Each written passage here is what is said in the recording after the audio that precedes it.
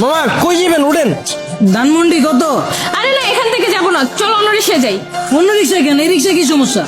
এখান থেকে রিক্সাওয়ালার ভাড়া বেশি চায়, হেঁটে গিয়ে সামনে থেকে নেই, ভাড়া কম পাবো। মামা আপনারা খুশি হয়ে যা দিবেন এটাই সই। উঠেন। আরে তুমি জানো না, ওরা এই কথা বলে, পরে রিক্সা থেকে নামার সময় কাহিনী শুরু করে দেয়। তুমি তো কাহিনী করতেছো। একটু আগে বাসের হেল্পারে দেখে গেলে বাসে উঠবা না, এখন আবার রিক্সাও তোমার সমস্যা। সব জায়গায় গেলে তোমার সমস্যা আর সমস্যা। আমার পা ব্যথা হয়ে গেছে, আমি হাঁটতে পারবো না, আমি রিক্সায় যাবো। ওঠো হ্যাঁ মামা, আমি ওইটাই কইতাছি, এই জায়গায় অন্য কোনো রিক্সা পাইবেন না। উঠেন। ওঠো ওঠো, চলো মামা। কি খেলা দেখাইলি রে টুম্পা, শিখলাম। মামা তুমি টুম্বা কইলা কে? টুম্বা কেডা? মামা কঠিন কাহিনী, আমার গার্লফ্রেন্ডের নাম ছিল টুম্পা। কি কও মামা? আমার গার্লফ্রেন্ডের নাম তো টুম্পা। কি কও মামা, আসলেই? হ্যাঁ, কিন্তু মামা তুমি রিক্সা চালাও আর প্রেমও করো, ব্যাপারটা কিন্তু ইন্টারেস্টিং। না মামা, প্রেম করি না তো, করতাম। আর রিক্সা চালায় তো প্রেম করি নাই মামা। ওর লাগে প্রেম করছি দেখে আজকে আমার রিক্সা চালাইতে হইতাছে, আর নাহলে তো মামা আজকে আপনার জায়গায় থাকতাম। আরে টুম্পা, তোর লাগে প্রেম কইরা আজকে আমার হাতে হ্যান্ডেল, পায়ে প্যাডেল। কি কও মামা? প্রেম করে মানুষ দেবদাস হয়ে যায় শুনছি, কিন্তু প্রেমের লাগে মানুষ রিক্সা চালায় এটা প্রথম শুনলাম। মামা তোমার কাহিনীটা কিন্তু ইন্টারেস্টিং লাগতেছে, গল্পটা কও শুনি। আরে বাবু কি শুরু করছো? ওনার এই ফালতু গল্প শুনে আমাদের সময় নষ্ট করে লাভ আছে। তার চাইতে চলো তুমি হেডফোন বের করো, আমরা গান শুনি। আরে না, মামার কাহিনীটা অনেক ইন্টারেস্টিং। মামা তুমি কও।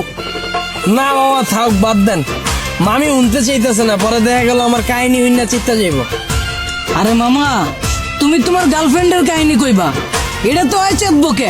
কও মামা শুনি। মামা কি কমু দুঃখের কাহিনী, ও একটা জিনিস আছিল মামা, খালি চুস্ত। সুস্থ মানে? পুরা কাহিনী কই মামা, শুনেন তাইলে সেনা বুঝবেন। ওর মায়ায় বইরা মামা একটা চাকরি করতাম, ওই চাকরিটাও গেছে গা। ওর আর কি করার, বন্ধু বান্ধবের টাকা ধার লয়ে ওর লগে দেখা করতাম। মাসের ভিতরে 15 দিনে দেখা করতাম মামা, 15,000 চুইসা লাইতো। কেমনে মামা? মামা হয়তো মাইয়া ছিল না মামা, হয়তো পিশাচা ছিল, রক্তের মতো টাকা খালি চুইসা খায়া ফেলাইতো। তাও মামা মনের বুঝ দিতে পারতাম, যদি মামা দইরা রাখতে পারতাম। মামা গার্লফ্রেন্ড গেছে কে কেমনে? মামা আমার চাকরি তো চুষেই দিছে। এরপরে মামা বন্ধু বান্ধবের যে টাকা ধার করছিলাম, ওর টাকা তো আর শোধ করতে পারি নাই। পরে আর নতুন করে ধার দেয় নাই, এর লেগে 10 দিন ধরে ওর লাগে দেখা করতে পারি নাই। পরে ভাই অন্য জায়গায় যায় ভাই চোষা শুরু করে দিছে। পরে পরে আর কি মামা, 1 বছরে 10 লাখ টাকা চুষা দিছে। পরে এই 10 লাখ টাকা শোধ করার লেগে মামা এই যে রিক্সা চালাই না শুরু করলাম। চাকরি করে তো মামা এই টাকা শোধ করা সম্ভব না। মামা তোমার কপালটা আসলে খারাপ আছিল, কিন্তু মামা আমার কপাল কিন্তু চান কপাল। আমার গার্লফ্রেন্ড আমার অনেক ভালোবাসে, আর মামা আমিও কিন্তু আমার বন্ধুদের থেকে টাকা ধার লয়া পরে লয়া ঘুরি। কিন্তু মামা ভালোবাসার কাছে টাকা পয়সা আসলে তুচ্ছ জিনিস। কি কও জান? মামা আপনার লেগে দোয়া করি মামা, খালি জীবনে একটাই আফসোস, যারে আম খাওয়া শিখাইলাম এখন আর আম খায় না মামা, আপেল খুঁজে।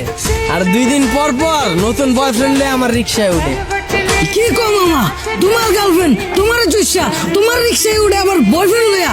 মামা আমি যদি তোমার জায়গায় হইতাম তাইলে 2 গালে ঠাড়া বইরা দিতাম।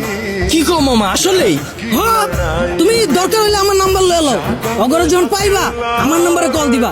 দরকার হইলে আমি আইসা অগরে থাবড়ে যাম। কিলো থামাইছো কে?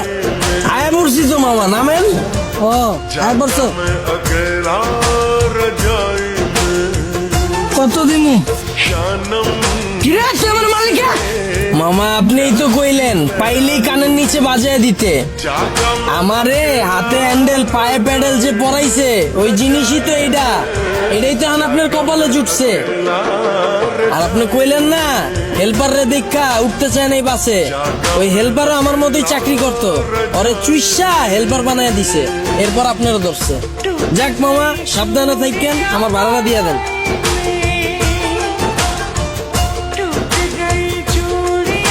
আর মামা চুষা শেষ হইলে যদি রিক্সা লাগে আমার জানেন মামা, রিক্সা আমার পরিচিত আছে এলাকায়। কি খেলা দেখাইলি রে টুম্পা।